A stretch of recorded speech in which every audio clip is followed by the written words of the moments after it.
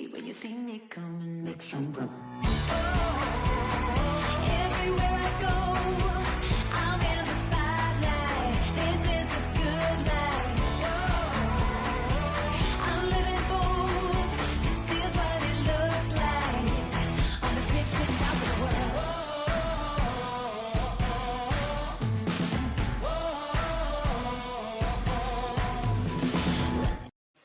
For this being the week leading into a holiday weekend, Memorial Day is this weekend in the United States, and it's the unofficial start of summer. There sure was a lot going on this week. We had the response filed with the Bed Bath & Beyond case, and the Ocean Shipping Reform Implementation Act of 2023 was heard for markup in the House T&I Committee. Some people call that OSRA 2.0. Let's break it all down today. Hi, welcome to By Land and By Sea, an attorney breaking down the week in supply chain, presented by The Maritime Professor, me. I'm Lauren Began, founder of The Maritime Professor and Squall Strategies, and I'm your favorite maritime attorney. Join me every week as we walk through both ocean transport and surface transport topics in the wild world of supply chain. As always, the guidance here is general and for educational purposes only. It should not be construed to be legal advice, and there is no attorney-client privilege created by this video. If you need an attorney, contact an attorney. But before we get into the discussion of the day, let's go through my top 3 stories of the week. All right, story number 1. Last week I told you this was happening this week, so it happened. The U.S. National Maritime Day. On May 22nd every year, the United States celebrates National Maritime Day. So, happy National Maritime Day. You know, 90% of everything moves by ocean cargo. We talk about that a lot. And this vitally important industry has earned this celebratory day, but in good mariner fashion, right? Everybody's too busy continuing their work to celebrate too much, although there are quite a few celebrations. So make sure to thank a mariner today, on May 22nd, really every day, right?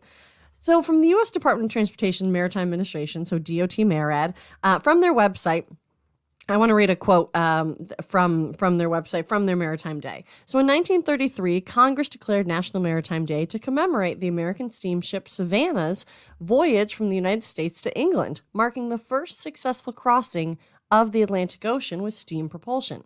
So during World War II, more than 250,000 members of the American Merchant Marine served their country, 250,000 people. Continuing the quote, with more than 6,700 giving their lives, hundreds being detained as prisoners of war, and more than 800 U.S. merchant ships being sunk or damaged. I want to stop here. I just want to reiterate, Merchant Marine is one of our lines of defense, right? One of our military areas that gets less appreciated than others and really shouldn't. I mean, we have prisoners of war that are merchant marines. We have giving the ultimate sacrifice, certainly. We have they said 800 U.S. merchant marines being sunk or damaged. These are important numbers. These are important things to know. And you know, that's why we should celebrate and appreciate merchant mariners just as much as any of the other services. It's a service, right? It's a service. So I'm going to continue with the quote here. Maritime Day is a time-honored tradition that recognizes one of our country's most important industries. Each year, ceremonies and celebrations throughout the country recognize Maritime Day and the people our maritime nation depends on. It's no more true now than it was when it first began. Maybe it is more true now. This is a service that is so critical to the success of the United States, along with all the other services. But this one is so important. So happy National Maritime Day. And remember to thank a mariner, just as you thank all service members. All right, story number 2. This one comes to us from Lloyd's List. So every so often, the European Union reviews consortia block exemption regulations. This happens fairly periodically. But what does that mean? The EU is reviewing consortia block exemption regulations. Well, let's break it down. So Europe calls alliances, which we talk about quite often, consortia. Okay, so alliances equal consortia for the most part. So basically, they're reviewing their alliance exemptions, meaning, just like some of the legislation that's going through the U.S. House of Representatives, looking at eliminating the antitrust immunity for alliances or the ability of ocean carriers to form together in these coordinated vessel sharing agreements, as we know that are alliances, the European Union is doing something similar. They're reviewing their permissions for alliances to exist, or in the EU, as they call them, consortia to exist. Look, I've talked about this before. Alliances, I feel, serve a very, very important role and help shippers with better routes, diversification of ports of entry, right? Export. If four boats are going on the same route and they're all half full or a quarter full, and that's what happened prior to COVID. COVID, if you're just coming into the supply chain during COVID, that was not a normal thing to look at, right?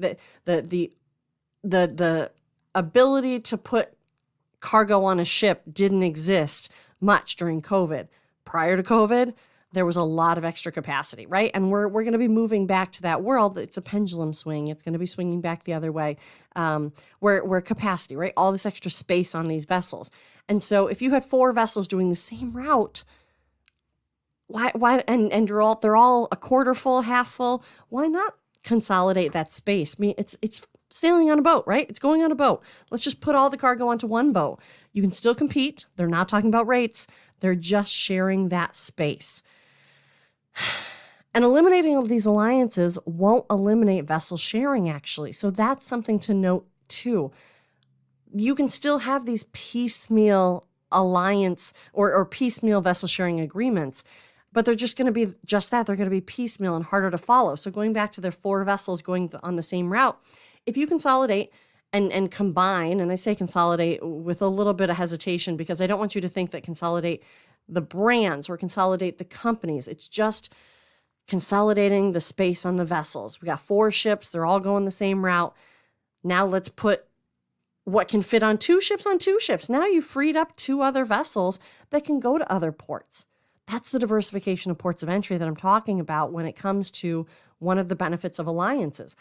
I've heard that the ports of Australia are a little bit nervous if alliances go away or if consortia go away, because they might not have those vessels now. Some of these companies, ocean carriers, might not have those vessels available to go to some of these ports in some of these more remote areas. I'm not saying that Australia is necessarily remote, but maybe in these routes that otherwise weren't typically generally serviced, but were able to be serviced because the vessels became available. There's only so many vessels out there.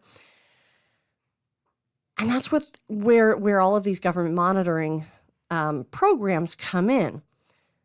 I really want to stress that, right? So these agreements, these vessel sharing agreements, these coordinated agreements are monitored by both the European Union Directorate General for Competition for the European Union nations and by the FMC, the Federal Maritime Commission for the U.S. trades. Eliminating alliances won't eliminate vessel sharing, but it will eliminate the reliability of vessel sharing through these coordinated agreements. They're still going to be checked out. They're still going to be reviewed by these federal entities. So the piecemeal vessel sharing agreements, right, like I said, is just that. It's going to be difficult and harder to follow, harder to monitor because they're going to be piecemeal. They're not going to be as kind of nicely packaged for these federal agencies to be following.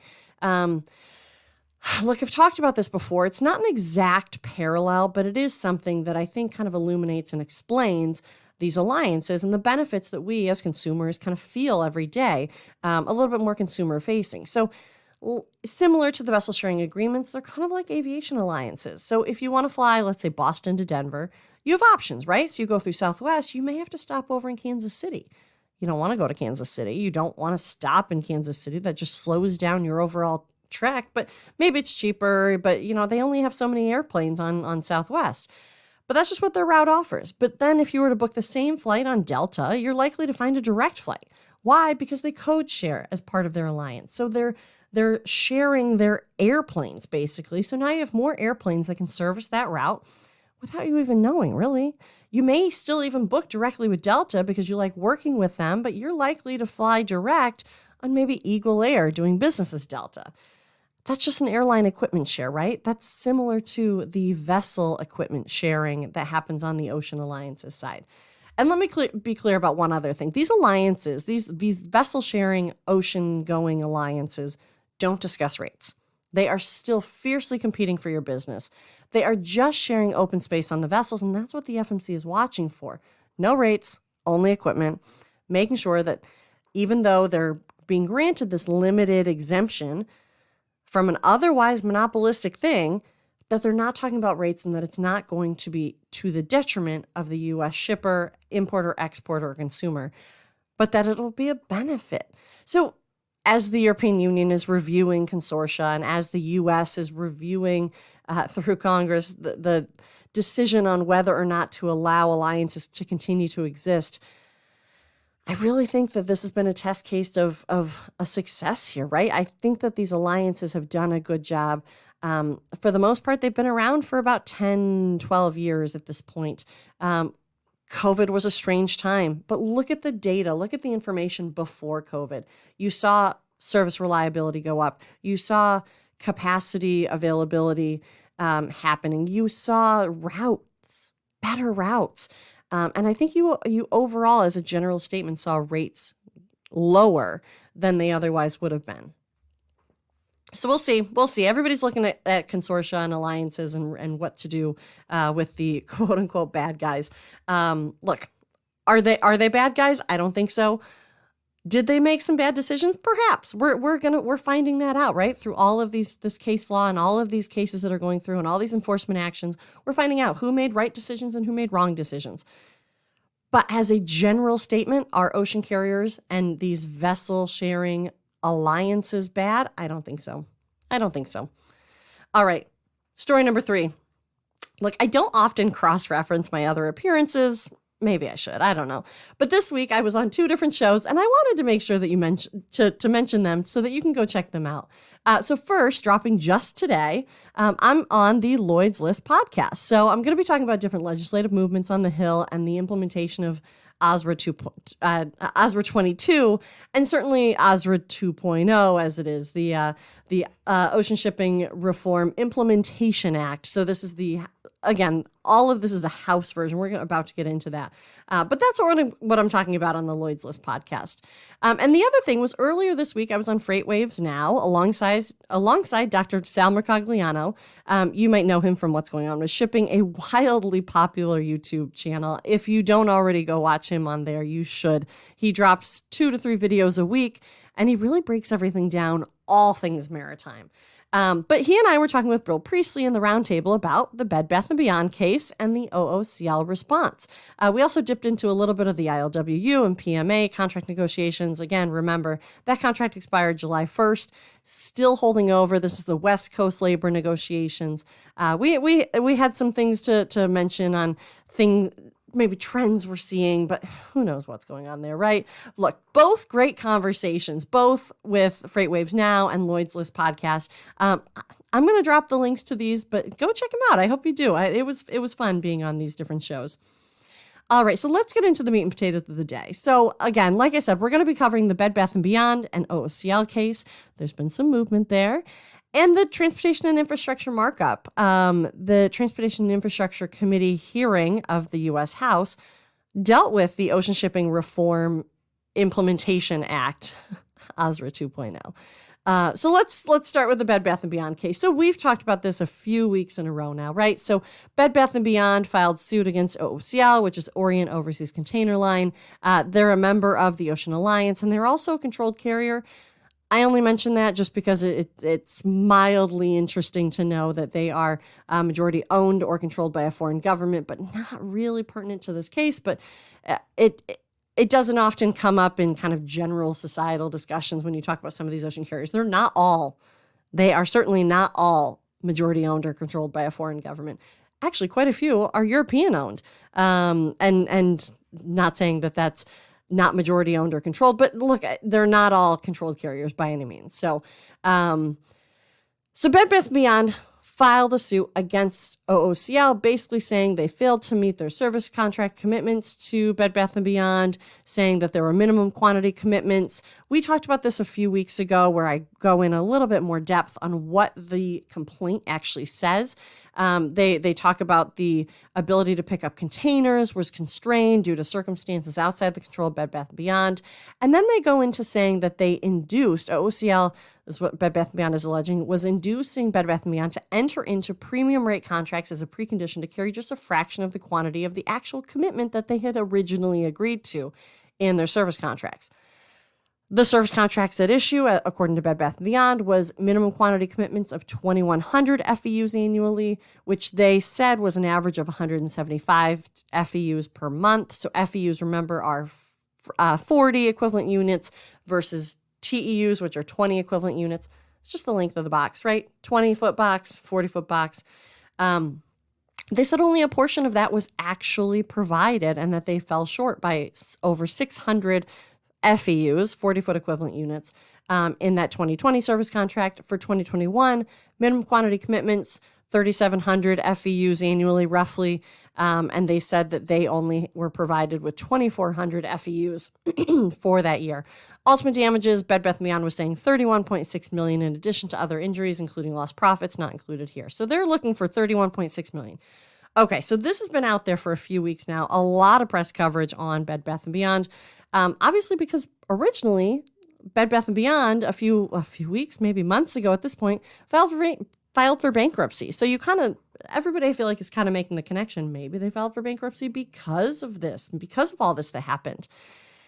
Well, I've been waiting for OOCL's response. I wanted to see what OOCL was going to say. There were some things that I was expecting them to say, and they kind of did say some of those. So what did they say? What did they say in their response? So first, they're saying that Bed Bath & Beyond failed to state a claim for which relief can be granted. Sure, that's probably expected here. They said that there's no monthly or quarterly carriage requirements or guaranteed space per sailing in the contract. But look, this is where there's a little bit of gray area, and this is where the case is really going to be interesting watching it over the next probably year, right? It's going to take a while. The FMC really hasn't dove into the enforceability of these less than certain terms of service contracts. So this is the minimum quantity commitments. How many TEUs or FEUs, how many boxes are you going to move in return for a better rate as part of the service contract? So remember, these service contracts are agreements that are then filed confidentially with the Federal Maritime Commission so that the FMC can kind of watch to make sure no monopolistic activities happening, nothing bad, nothing nefarious. They're watching these service contracts. So that's it. You have a year to move 2,000, 3,000, whatever the number is, of boxes. OOCL is saying, look, this is a breach of contract. This isn't a Shipping Act violation. And that's the next point they say is FMC lacks subject matter jurisdiction. Here's a quote from the answer. The Shipping Act prescribes that the exclusive remedy for a breach of a service contract is an action in an appropriate court. Kind of a nod to saying, not this court, not the FMC. Continuing on in the quote, the Commission has long held that this section bars all claims premised on the obligation to meet one's contractual commitments. BBBY, which is Bed Bath & Beyond, cannot unilaterally expand the agency's jurisdiction by relabeling contract-based claims as Shipping Act violations. That's on page 2 of the answer from OOCL. Basically, they're saying, look, service contract is a contract. This is a breach of contract. And they're saying breach of contracts aren't for the FMC. Shipping Act violations are for the FMC, but breach of contracts are not for the FMC to hear. That's kind of always been what happens here. And so a lot of times shippers will bring a case with the FMC saying, oh, breach of contract, we had these agreements.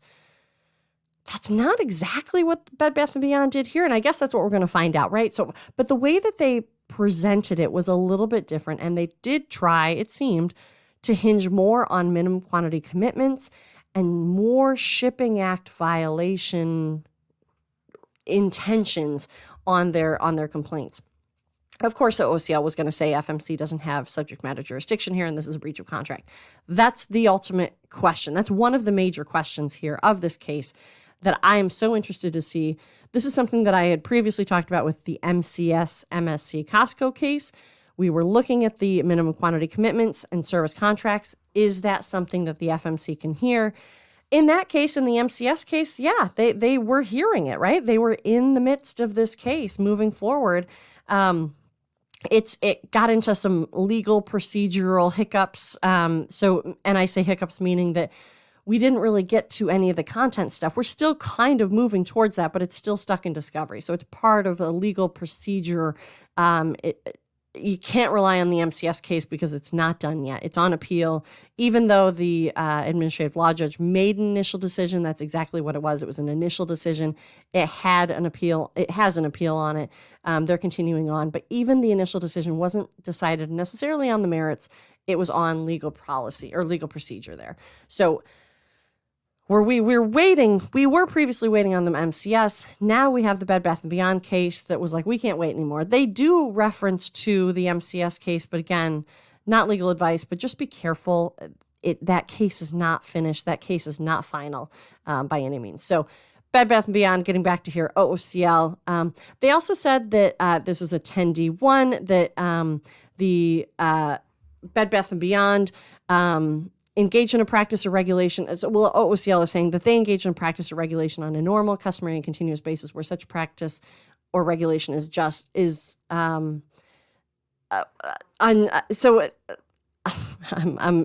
don't want this to get overly complicated. So basically, 10D1 was a series of cases that was happening maybe about 5-10 years ago, which hinged on, is this engaging in a practice or regulation on a normal, customary, and continuous basis, or is it just one that is an unjust or unreasonable activity that then hinges? Basically, OOCL says nothing to see here. They also talk about unjustly or unreasonably exploited customers and refuse to deal with Bed Bath & Beyond are entirely false. They're basically disclaiming or dismissing that assertion from Bed Bath & Beyond, saying unjustly or unreasonably exploited customers. So that was that forced Bed Bath & Beyond into this service, this additional rate. They're saying, look, that's entirely false. So far, kind of some expected things. So let's get down to the service contract, right? So I don't want to go too far into the weeds on all of this. So let's get down to the service contract. Let's bring it back up a little bit. In this OOCL answer, minimum quantity commitments for the 2020 service contract. This is kind of what like I said, I keep saying it. The minimum quantity commitments is what this whole thing hinges on. OOCL is saying, okay, they admitted they didn't hit their overall number. They converted their 2,100 FEUs to 4,200 TEUs. So basically, 40 foots to 20 foots, or vice versa. They 40 foots to 20 foots. They're saying 2,100 FEUs, 40 foots to 4,200 TEUs. It's just important because they're converting it when they talk about their TEUs. So, but what OOCL is saying is that during the contract terms, the parties actually agreed to an amendment reducing the minimum quantity commitment. So they're saying, look, we didn't hit all of them from the original service contract, but we did agree to an amendment and we reduced it. Okay, lines are being drawn, right? Same thing, similarly for the minimum quantity commitments for the 2021 service contract. So what OOCL is saying here is same thing happened. Look, our minimum quantity commitments were this number, which 3,700 essentially FEUs, or they convert it to 7,500 TEUs. They're saying during the contract terms, the parties agreed to an amendment reducing the minimum quantity commitments. That's going to make a difference, right? If they agreed and there's some evidence and probably an amendment filing with the FMC of a service contract, I mean, that's going to be hard to defend, I guess, for Bed Bath & Beyond, or hard to keep their assertion going, saying that, no, you fell short. Well, we fell short because we agreed that we were going to fall short. So but were they coerced into that agreement? This is where it's all going to get really interesting, right? And certainly the lack of subject matter jurisdiction for breach of contract versus service contract, Shipping Act violation. I don't know. We might see maybe an initial response from the administrative law judge on that, just saying, yes, I have jurisdiction, or no, I don't. I'm going to kick this out, just so that we kind of get some clarity right off the bat. That wouldn't be the craziest thing if we did something like that. But what was also interesting with this OOCL answer is that they go into a little bit of history on the FMC's ability to regulate reasonableness of cargo space accommodation. And they go through the Shipping Act of 1916, they go through the Shipping Act of 1984, OSRA 98, which I always mention this, OSRA 2.0 for this latest round proposed legislation is an incorrect way of labeling that, because even though OSRA 22 happened recently, if you say OSRA 2.0, that's not accurate, because the Shipping Act of 1984, and then you have OSRA 98. You have Ocean Shipping Reform Act of 1998 was the original OSRA, so OSRA 1.0. So then therefore OSRA 22, OSRA 2022 would be the OSRA 2.0. But all right, in the past few years, OSRA, the most recent proposal, the Ocean Shipping Reform Implementation Act, so OSRIA. People call that OSRA 2.0. Incorrect. It would probably be most accurate to call OSRA 3.0, but I'm getting so far off the topic here. So OOCL's answer, they talk about the Shipping Act of 1916, 1984, OSRA 98, and OSRA 22. And what they say is, while the Shipping Act, 1916, authorized the Commission to broadly regulate the reasonableness of cargo space accommodations, the Shipping Act of 1984 removed that authority with regard to service contracts. And in the Ocean Shipping Reform Act of 1998, Congress continued this deregulatory narrowing of FMC authority, clarifying that the Shipping Act bars unfair or unjustly discriminatory practices in the matter of cargo space accommodations or other unfair or unjustly discriminatory methods only when undertaken in connection with service pursuant to a tariff. Tariff, not service contract. Congress purposefully eliminated the Commission's power to regulate the reasonableness of cargo space accommodations for service pursuant to a service contract in favor of a deregulatory market-based system. So basically what they're saying here is Congress was looking at FMC authorities through the years, through the Shipping Act of 1916, 1984, OSRA 98, and saying, we really don't want this federal agency determining the reasonableness of business transactions. Is this a wild service contract? Perhaps, but we don't want the FMC to determine if it's a wild service contract, because if it's something that both parties agree to, then so be it. That's what they agree to. So it's an interesting case, an interesting argument going through the historical perspective of intentions of Congress. I'll be interested to see if the ALJ responds to that. I think that while the reasonableness of the cargo space accommodations is probably not something that you want a federal agency diving into and saying, well, this is unfair business. Because like I said, if the two parties agree, they agree. But it really, I almost, maybe that's not what Bed Bath & Beyond was saying, right? They were saying that they felt as though they were fine with their service contract initially. It was just that when things went south and people were being pushed over to the spot market on $20,000 box rate freight charges, that's when the reasonableness of cargo space accommodations for service, that's where the interesting discussion is here. So I don't know. These are all both of these, the complaint and the answer, are both very interesting. I think that these are very interesting lines to have been drawn. Not unexpected arguments from both sides, but this is going to be a really fascinating case to follow through with. So I'm going to keep watching. That's where we are. Basically, we've had both sides state their case, and now we're probably going to wait on the administrative law judge to either set that initial schedule for the overall hearing to go forward. This is probably going to take a year, right? This is going to be a long-term thing. So we're going to be watching it periodically. But maybe she's going to come out early and say, look, I do have jurisdiction, or look, I don't have jurisdiction on these specific matters. So I'll keep watching. I'll let you know what I see. The other major issue that I wanted to talk about this week was the Transportation and Infrastructure Markup hearing. So this is out of the U.S. House of Representatives. This is the Ocean Shipping Reform Implementation Act of 2023. And this is part of the hearing, Transportation and Infrastructure hearing, which was chaired by Chairman Graves. So what's in OSRIA? I don't know. What are we going to call this? Ocean Shipping Reform Implementation Act, OSRIA. OSRA 2.0, which, like I said, is kind of a misnomer. OSRA 3.0. So what was in this? We talked about a couple weeks ago. Garamendi and Johnson, both congressmen, had introduced this bill.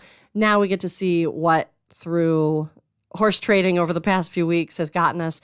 So what was in the bill as presented? So it was complaints against shipping exchanges was kind of an interesting area. It said a person may submit to the Federal Maritime Commission, and the Commission shall accept information concerning alleged incidents of market manipulation or other anti-competitive practices by shipping exchanges. This one is kind of a nod to the Shanghai Shipping Exchange. There seemed to be some movement for looking at, monitoring, checking out some of the Chinese involvement in the shipping world, the supply chain world. And to me, this felt like this complaint against shipping exchanges was probably a nod that way. Advisory committees. We already have a National Shipper Advisory Committee, right? So this is something that we've talked about before. We have quite a few recommendations that come out of the National Shipper Advisory Committee, which is both imports and exports. But now through OSRA, Ocean Shipping Reform Implementation Act, we have the National Port Advisory Committee. Ports, that's great. And the National Ocean Carrier Advisory Committee, which is also great because these are both two entities within the supply chain ecosystem that are very important and should have a seat at the table and certainly conversations happening of what's going on in the shipping world. So National Shipper Advisory Committee and National Ocean Carrier Advisory Committee, federal advisory committees that would be advising and discussing with the Federal Maritime Commission. There was also a section on data collection. It seems as though no one's really quite sure where the data collection should be housed. At one point, Congressman Johnson said, look, there's 3 different regulators, data collectors that we could look at here. It's NIST, which is part of Department of Commerce, which is, or we have Department of Transportation, or we have the Federal Maritime Commission. And he said, look, it's ultimately the right choice to put this with the FMC. That was the amendment that came through this markup. And the Chairman Graves of the T&I markup hearing said he supports that amendment to ensure that the FMC is the lead in developing data standards that apply to international data commerce. So seems like, at least for now, the FMC is going to be the lead in this data standards as far as the House is concerned. And again, that's the qualifier here. These bills are just proposals and they are only on the House side. We need a partner Senate bill in order for this to have any chance of becoming a real law and making any changes. But these are all great conversations, and I'm sure the Senate is paying attention. The last piece here was an independent study and report on the Shanghai Shipping Exchange. Again, like I said from the first point, Shanghai Shipping Exchange, I think Congress is getting a little bit more curious as to who they are, what they do, and what their impact is in the overall global supply chain shipping ecosystem. So we'll see. There were 2 amendments that Garamendi brought up that ultimately he withdrew, but he wanted to point out and he wanted to say we needed a little bit more work on them. And so they were the FMC denial authority, which he had previously presented as the ocean shipping. He had previously presented it basically saying as an individual bill. So now we're seeing him try to pull this into the Ocean Shipping Reform Implementation Act, which is this FMC denial authority. So these alliance agreements are filed with the FMC, but the FMC does not have the authority to deny them in-house. In order for them to stop any alliance agreements, they have to take them over to district court. They have to file an injunction against the agreement in district court. So they have 45 days before it becomes automatically in effect. And Garamendi is saying, look, the FMC, if they're reviewing all of this, they should also have the authority to deny it.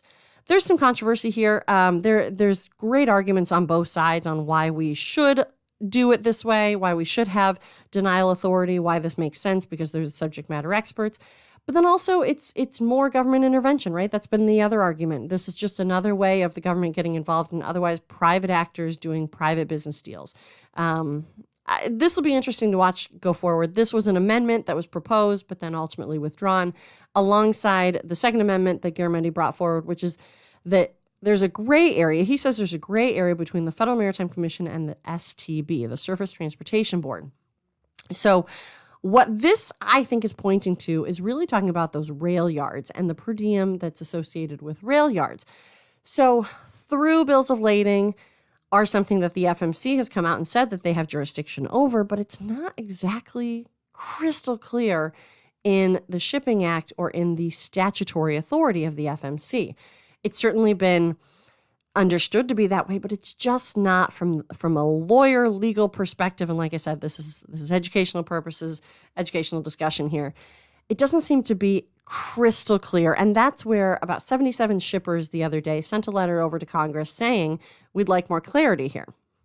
So ultimately, like I said, Garamendi withdrew both the gray area between FMC and STB and the FMC denial authority, saying that we need really to determine how to parse this relationship between the FMC and STB, and we just need a little bit more work here. So he asked for commitment from the chairman to work with Garamendi to figure out the best way to present these into the Ocean Shipping Reform Implementation Act, and that they would ultimately find their way through the legislative process and hopefully, I think in his words, hopefully to be included with this.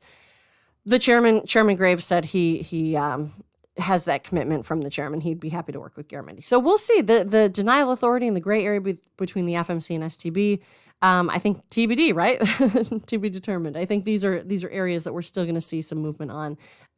But they just want to make sure that they get it right, which I appreciate taking a minute there. So the other one that I wanted to bring up that was brought up in the hearing is the U.S. Supply Chain Security Review Act. This is H.R. 3395. This one directs the FMC to work with an independent research body to review ownership over terminals and MTOs.